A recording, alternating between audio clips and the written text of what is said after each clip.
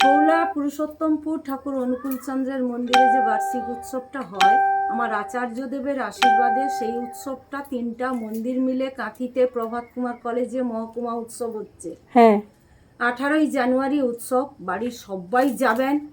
এবং এত বড় উৎসব মানে আপনাদের সহযোগিতা তো অবশ্যই লাগে। হ্যাঁ আমি যাই তো, কিন্তু এখন কাঁথি মহকুমায় কোথায়, কলেজে?